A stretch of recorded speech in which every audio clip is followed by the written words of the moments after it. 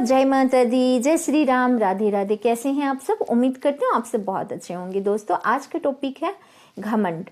जी दोस्तों, गरुड़ जी को और सुदर्शन चक्र को घमंड हो गया होता है। ये बात कृष्ण भगवान जी को पता चल जाता है कि गरुड़ जी को और सुदर्शन चक्र को घमंड हो गया है। तो उनका घमंड को ठीक करने के लिए उन्होंने एक योजना बनाते हैं और हनुमान जी से मिल के बनाते हैं। तो वो कहते हैं, गरुड़ जी, मुझे हनुमान जी का बहुत आवश्यक जरूरी है, आप शीघ्र ही जाके हनुमान जी को लेके आइए। उनको तो लगता है कि विलंब क्या ही होगा, मैं तो आकाश में सबसे तेज उड़ने वाला में से हूँ, मेरे से ज़्यादा तेज कोई भी पक्षी नहीं उड़ सकता। वो कहते हैं, प्रभु आप चिंता ना करें, मैं अति शीघ्र ही हनुमान जी को लेके आता हूँ। और वो इतना कह के जाने ही वाले होते हैं तो कृष्ण भगवान जी फिर कहते हैं, गरुड़ जी विलंब नहीं करिएगा, क्योंकि बहुत जल्दी ही हनुमान जी को मुझे यहाँ पे चाहिए, मुझे बहुत आवश्यक काम है। वो कहते हैं, जी प्रभु, मेरे से तेज उड़ने वाला कोई है क्या?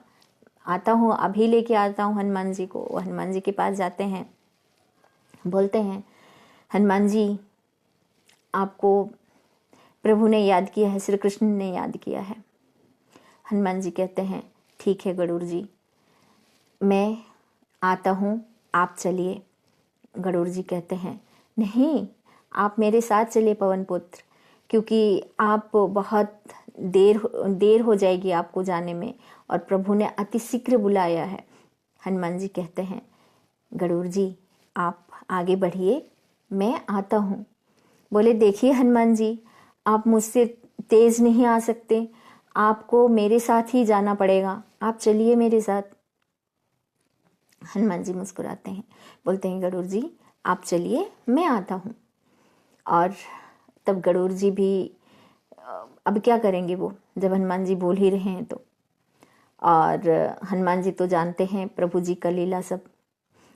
हनुमान जी और गरुड़ जी दोनों साथ में ही उड़ते हैं। हनुमान जी बोलते हैं, जय श्री राम करके वो उड़ जाते हैं, गरुड़ जी भी उड़ते हैं उनके पीछे पीछे, दोनों जाते हैं साथ में।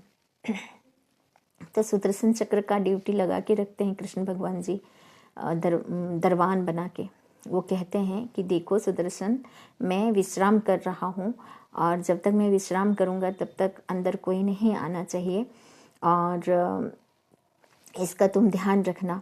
सुदर्शन चक्र बोलते हैं, जी भगवान, ठीक है प्रभु, आप आराम कीजिए, मैं किसी को बिना आज्ञा का आपके नहीं आने दूंगा। वो हनुमान जी पहुंच जाते हैं वो सुदर्शन चक्र से कहते हैं, प्रभु ने मुझे बुलाया है, आप मुझे अंदर जाने दीजिए। सुदर्शन चक्र बोलते हैं, आप कौन हैं? तो वो अपना परिचय देते हैं कि मैं पवन पुत्र हनुमान हूँ और मुझे अंदर जाना है, मुझे प्रभु ने बुलाया है। बोला, कौन से प्रभु, किस प्रभु की बात कर रहे हो? तो वो बोलते हैं कि प्रभु मेरे प्रभु श्री राम, माँ जानकी।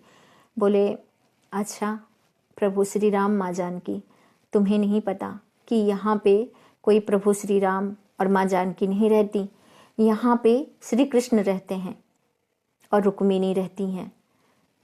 तो हनुमान जी कहते हैं, अच्छा ठीक है, लेकिन वो मेरे प्रभु श्री राम और माँ जानकी ही हैं, आप मुझे अंदर जाने दीजिए। उन्होंने बोला, नहीं जाने दे सकता, क्योंकि प्रभु का आज्ञा के बिना मैं आपको नहीं जाने दे सकता। और हनुमान जी कहते हैं कि मुझे जब प्रभु ने बुलाया है तो मैं विलंब कर नहीं सकता, मैं नहीं लेट कर सकता, मुझे जाने दो। सुदर्शन चक्र और हनुमान जी में थोड़ा बकझक होता है।